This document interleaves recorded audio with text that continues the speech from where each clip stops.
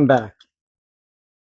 And the reason why I'm showing the grill is because I've been doing the cutting and buffing on the body and all the parts that have to do with that car, that 1933 5-window coupe. And today is Thursday. It's in the morning.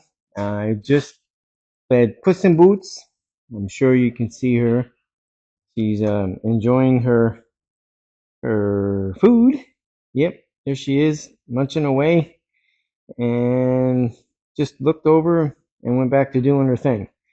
So the reason that I'm doing this part of the video before I show the main video is because for the past, week, it's pretty much the same thing. The wet sand, the 3 stages of wet sanding, possibly 4. You might have to go back over it depending what it looks like when you're done buffing it, especially to that level. So it takes a while.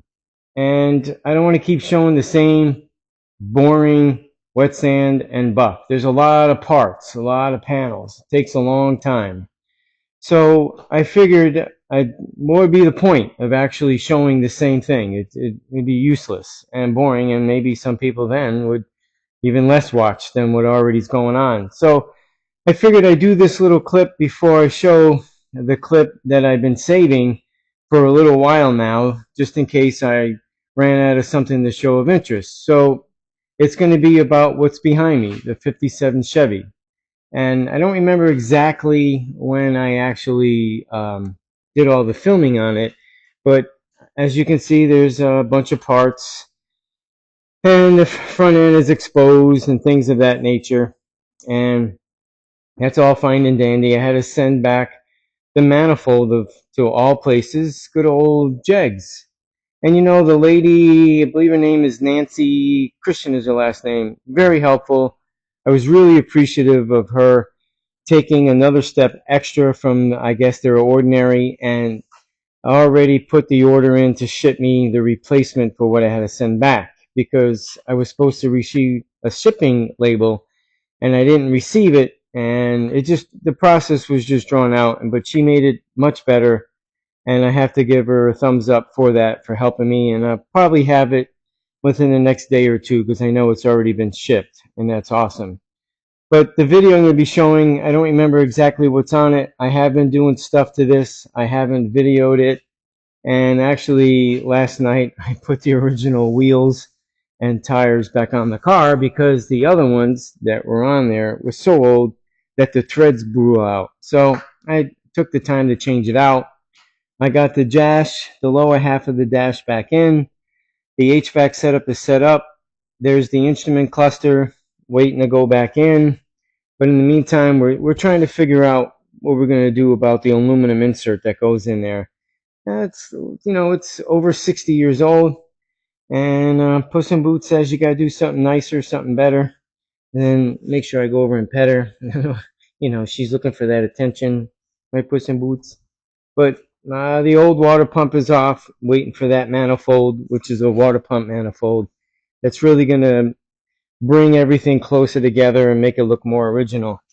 And there is the aluminum insert I speak of. And there is the instrument cluster. I know it's dark in there, but that's all right. I don't mind. But once I figure out what I'm going to do with that, and whether it goes back in, then I will install the rest of it, because that piece has to go in first. I can put the steering column in, steering wheel, all the other parts that go with it. So with really no further ado, and total respect and love for this beautiful 33 5-window Dodge Coupe, which I will be working on today after I'm done editing and posting this video. Hopefully I'll have it finished, cut and buffed, all of it, today. That's what I'm hoping for. I'm pretty sure I can. And then at that point I can go start to working on the frame and start assembling some of the parts that belong on it before I put the cab back on it, or the main body on it, and the rest of the parts that go with it. So thanks for the patience, and hopefully you enjoy the video, and give me a like, basically the old thumbs up, make a comment, and I would appreciate it. So in the meantime, stand by for the 57 video. All right, today is another day, and it's about the 57 Chevy that's behind me. Well, because I'm going to be putting in the lower half of the dash so I can set up the steering column accordingly, I needed to clean the inside of it, pressure wash it, because trying to wash it or wipe it out wasn't going to happen. And in the meantime, I also needed to do it because of the treatment that I'm going to put on the inside of the floor and up the sides and even in the trunk. So in order to do that, it needed to be cleaned. So I took the time, it just got done with the pressure washer and doing that. And you could tell I had the whole engine and whole front clip covered. I didn't want to get it wet. So I'm going to show you more of it.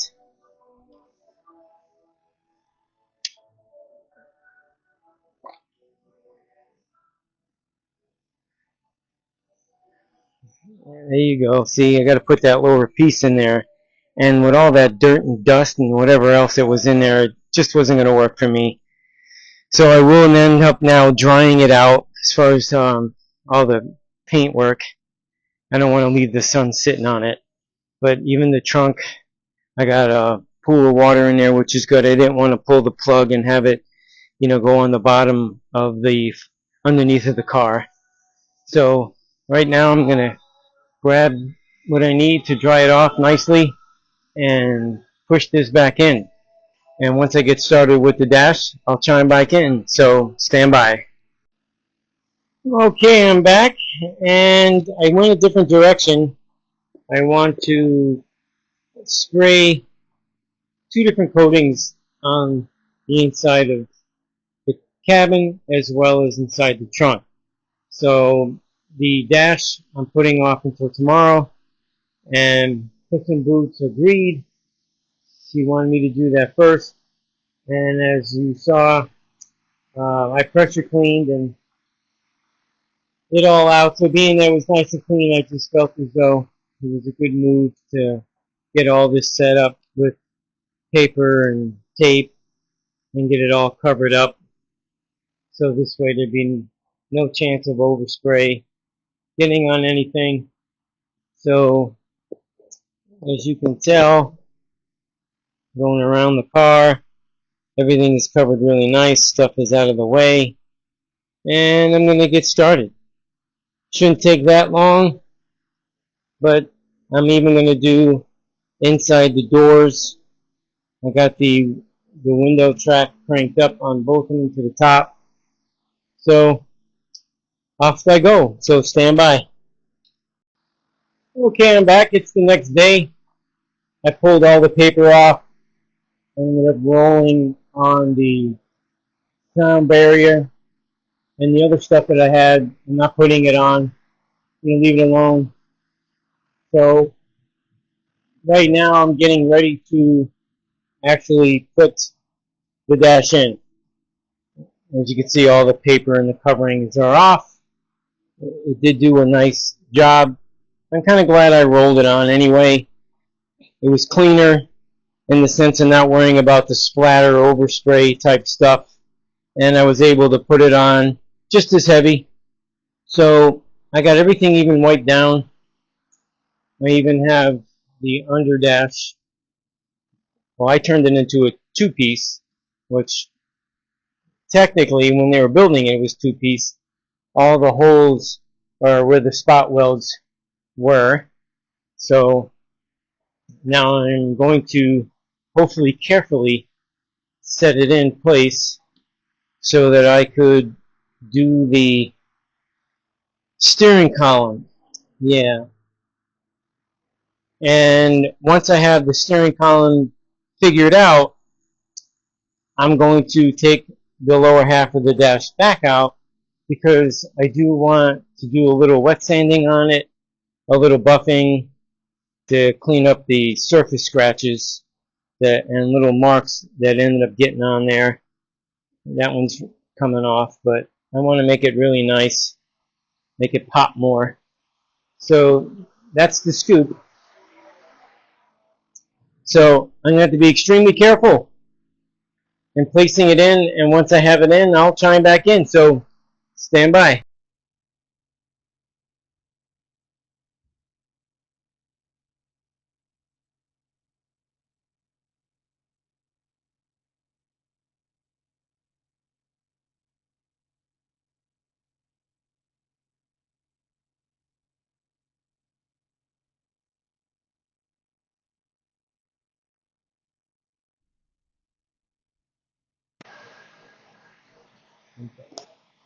Well, it's recording, and I just checked the microphone, and it's a solid green. And I just checked it, it had blue light up, and that usually means it's not recording the voice. So I'm going to kind of go through it, and I'll edit the first part out. The dash is back in. As you can see, the dash is back in with the steering column in place temporarily, and they will have to come back out. I took some measurements from the old steering column right over there, the old steering column, and I got 9.5 inches and then 14 inches. And I'm going to go in there and measure the same roughly just to see what I'm working with, and then I know what I got to do then. So I'm going to go around and check it out. From the mounting bolts of where that's at, I'm going to go from this one out. Well, to the outside exactly is 14 inches. So that part's good. That's awesome. And when it comes to the inner sleeve here, which the shift handle is attached to, that part, it's off. It's off by, let's go from here. You can't see that. So somewhere go around there. I'm pretty much going to have to remove 90% of it, I think. Or just cut a sleeve of that out, which will allow me to shift this carefully, you know, go up into park and then come down as far as L2, I think, or L3, or L1, and because it's 1, 2, 3 and drive, or 1, 2 and drive, something like that. Yeah, I think that's what it is. So I can do that. So what I'm going to do is I'm going to take you around the other side and show you.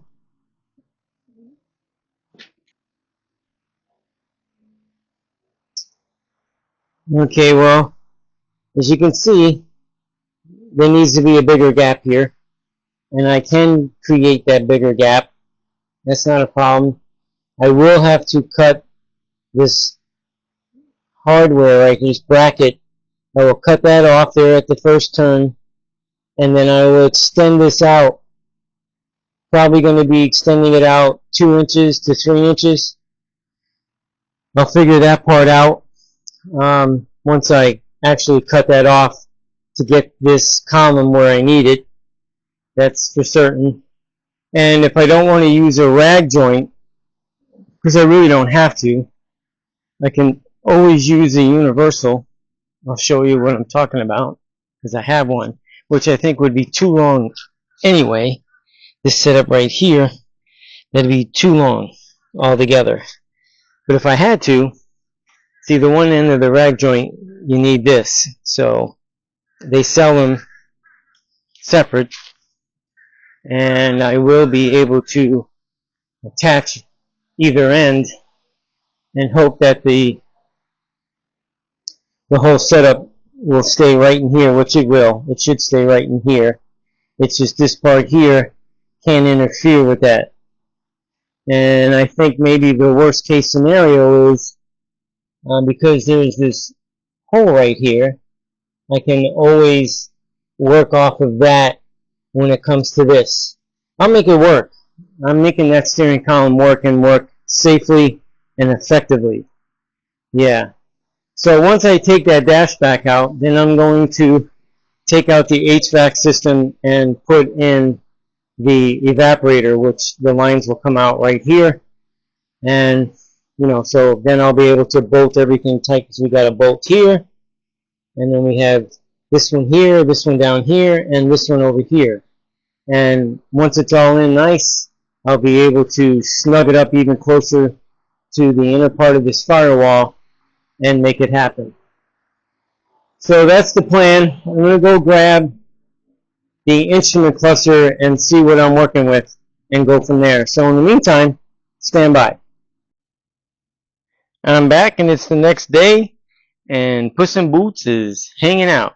Yep, here she comes. She wants some more attention. I just fed her, so she's good. So I know she's just coming over to say hello. Yeah, she wants me to pet her, which no problem. But this part of the video is still about the steering column and the dash. So I've come to the conclusion that I have to give up on the Cadillac Eldorado steering column. It's just not going to work.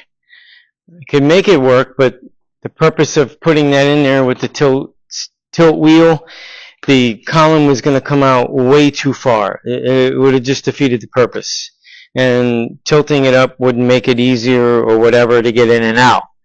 As anybody that knows anything about Tri-5s, you know, the steering wheel is big and everything is close, blah, blah, blah. So even after having the instrument cluster in there, it's just not going to work. It's just, that's the bottom line. So this is what the original steering box and steering column looks like. It's all one piece. And the other part, which is right here, as you can see, this part of the steering column, I think it might be 5 inches in length.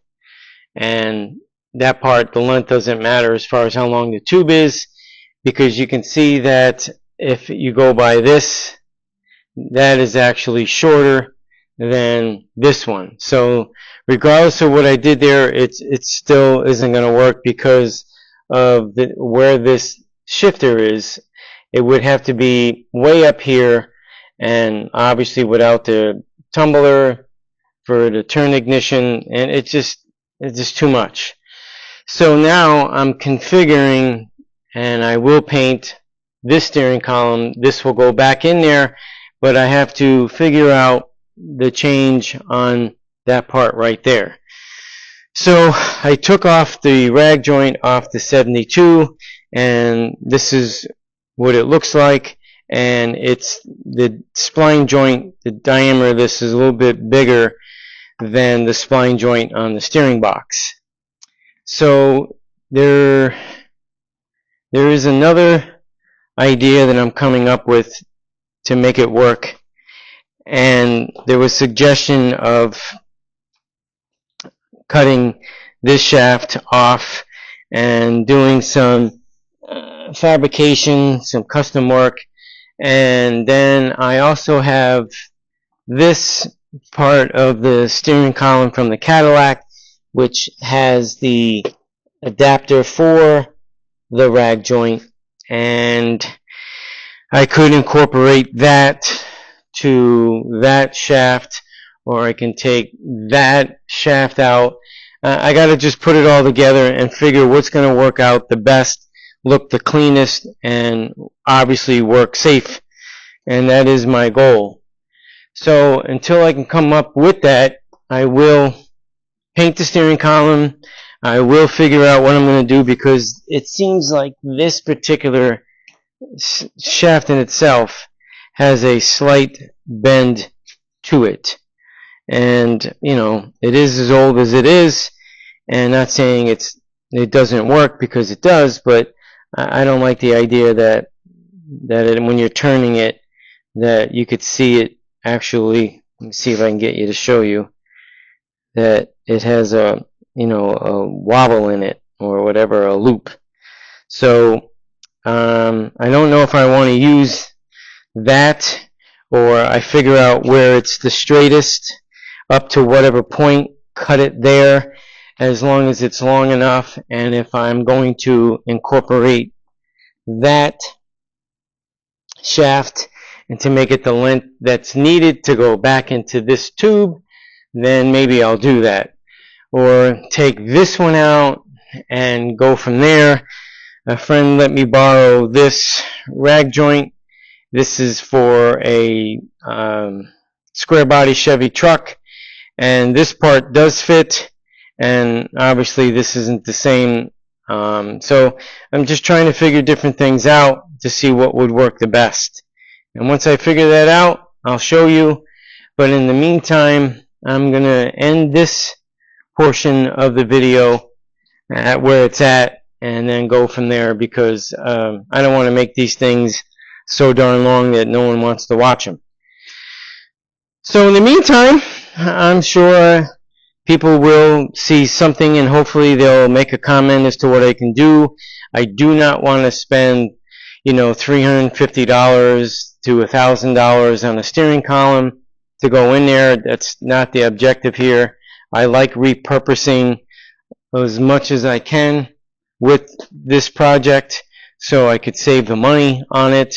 But that definitely was a wise choice, because it does make it a lot easier to spend $180, I think it was a little bit less, and not have to change out the headers, which would cost more money.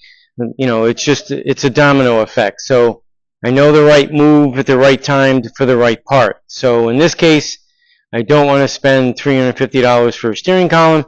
I will make something work at what I have. So I hope for the best, and if y'all have a comment on how I can do it without spending a lot of money, be sure to leave it in the comment. I'll be sure to read it, and until that happens, try to get something done. Thanks for watching.